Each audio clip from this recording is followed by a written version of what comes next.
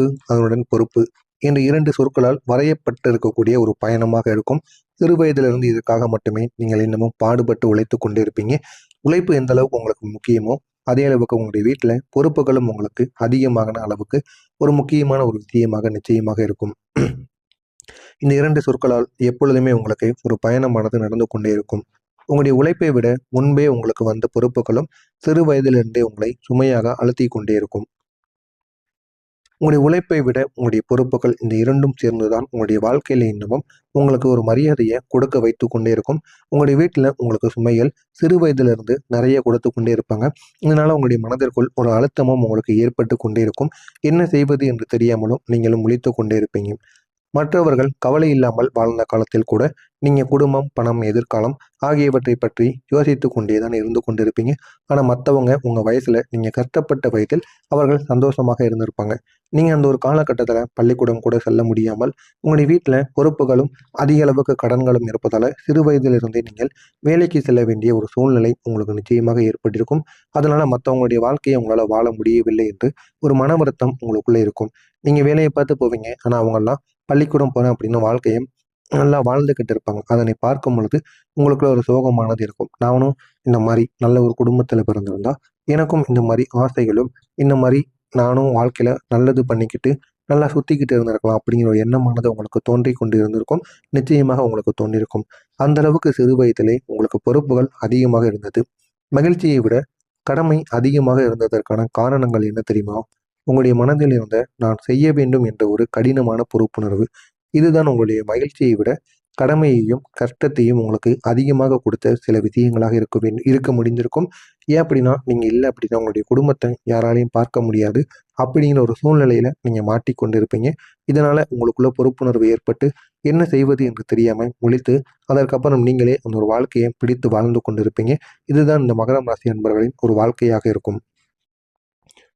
சிறு வயதிலிருந்து உழைத்தாலும் வெற்றி உங்களுக்கு தாமதமாகவே கிடைக்கும். இது இன்னொரு பக்கம் உங்களுக்கு மனப்பிரச்சனையை உண்டாக்கும். நீங்க சிறு வயதிலிருந்து அனைவரும் பள்ளிக்கூடம் செல்கின்ற வயதிலிருந்து கூட நீங்க வேலை பார்த்து கொண்டிருப்பீங்க. ஆனா அதற்கான வெற்றி கூட உங்களுக்கு முழுமையா கிடைக்காது. தாமதமாகத்தான் கிடைக்கும். ஏன் தெரியுமா? உங்களுடைய அதிபதி மெதுவான ஆனால் நிலையான பலனை தரக்கூடிய ஒருவராக இருப்பார். அதனால் மட்டுமே நீங்கள் எது செய்தாலும் வெற்றி உடனே கிடைக்காமல் தள்ளி போய் கொண்டே இருக்கும். உங்களுக்கு கிடைக்க வேண்டிய வாய்ப்புகள் பல முறை மற்றவங்களுக்கு சென்றது போல உங்களுக்கு தோன்றியிருக்கும். இதனால உங்களுடைய வாழ்க்கையில சின்ன சின்ன பிரச்சனைகள் நிச்சயமாக ஏற்பட்டிருக்கும். இது உங்களுடைய மனதில் ஏமாற்றத்தையும் கேள்விகளையும் உருவாக்கக்கூடியதாக இருக்கும். மனதில் எவ்வளவோ ஏமாற்றங்களும் கேள்விகளும் இருக்கும். ஆனால் அதற்கான பதிலானது உங்களுக்கு கிடைக்காமல் நீங்கள் இன்னமும் அதனை நினைத்து அழுது புலம்பிக் கொண்டிருப்பீங்க. ஒரு நல்ல வாய்ப்பை நீங்க தவற விட்டது அப்போது இருந்த சூழ்நிலை, தயக்கம் அல்லது உங்களுடைய அதிக பொறுப்புகள் காரணமாக நீங்க தவற விட்டுருப்பீங்க. ஆனா இந்த ஒரு நேரத்துல அதை நினைத்து நீங்க வருத்தப்படுவீங்க.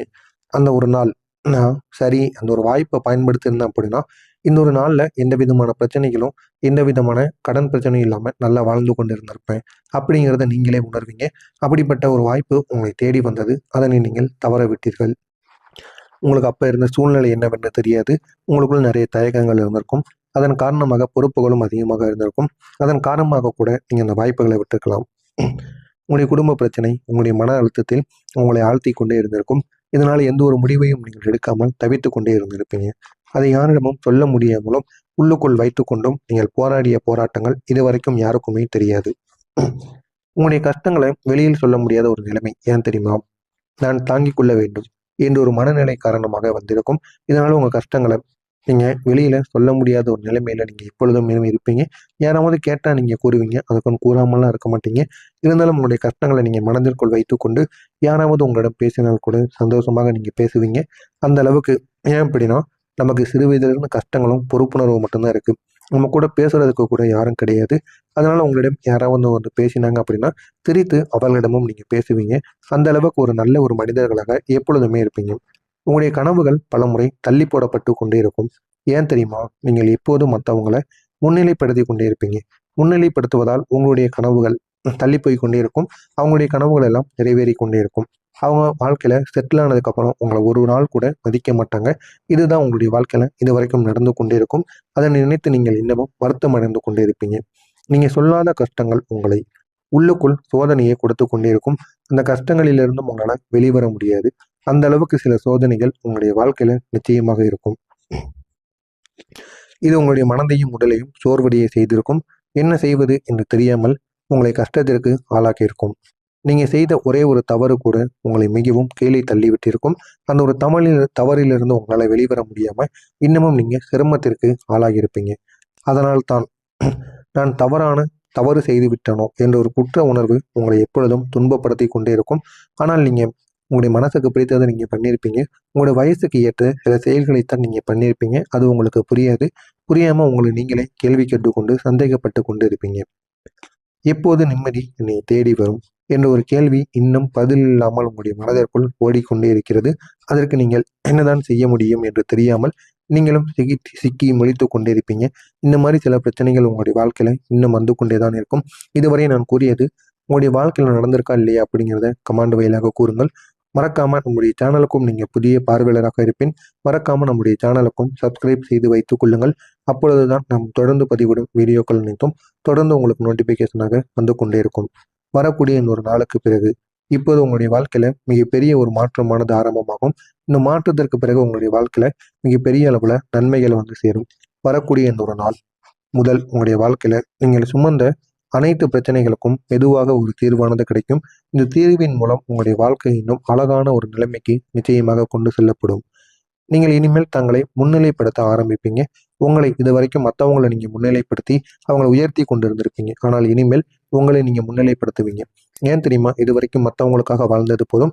இனிமேல் நமக்காக வாழ்ந்தால் மட்டுமே நல்ல ஒரு நிலைமைக்கு செல்ல முடியும் என்பதை நீங்க புரிந்து கொண்டு இன்னொரு நேரத்திலிருந்து என்ன செய்தால் உங்களுக்கு நன்மைகள் நடக்கும், எந்த வழியில் நம்ம பயணிக்க வேண்டும், எந்த திசையில் போகணும், யாரை பின்பற்றணும் அப்படிங்கிற எல்லாத்தையும் நீங்க தெரிந்து இந்த ஒரு நாளுக்கு பிறகு உங்களுடைய வாழ்க்கையில ஒவ்வொரு அடிகளையும் நீங்க எடுத்து வைப்பீங்க.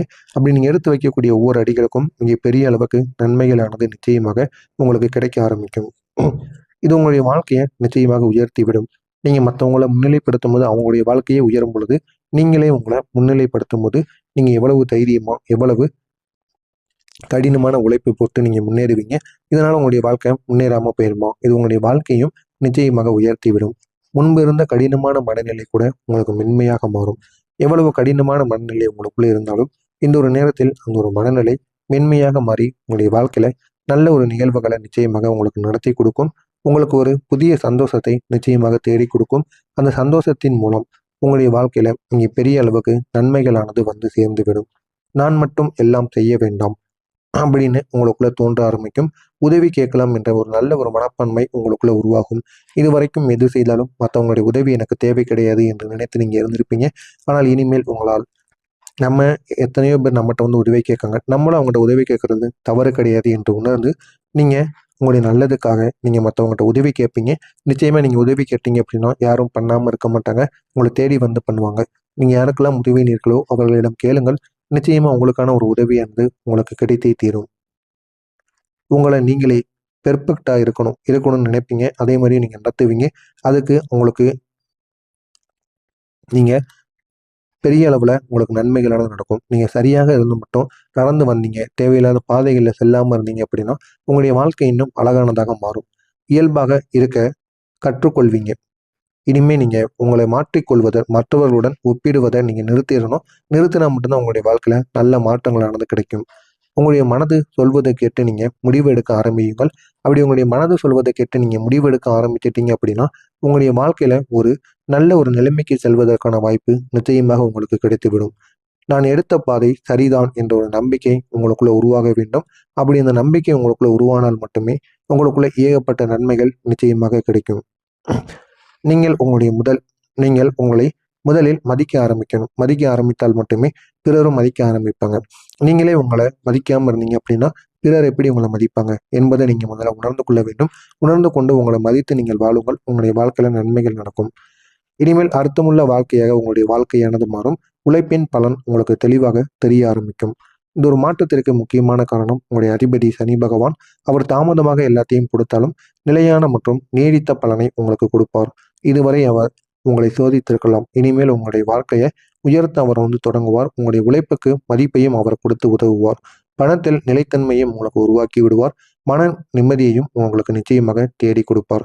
இதுவரை நீங்கள் அனுபவித்த அனைத்து கஷ்டங்களும் வீண் போகாது. அது உங்களுடைய வாழ்க்கையை உயர்த்தக்கூடிய ஒரு முக்கியமான ஒரு மாற்றமாக நிச்சயமாக இருக்கும். அவை உங்களை உயர்விற்கான ஒரு அடித்தளமாக மாற்றி வைத்துவிடும். இனிமேல் உங்களுடைய வாழ்க்கையில நிம்மதியும் நிலைத்தன்மையும்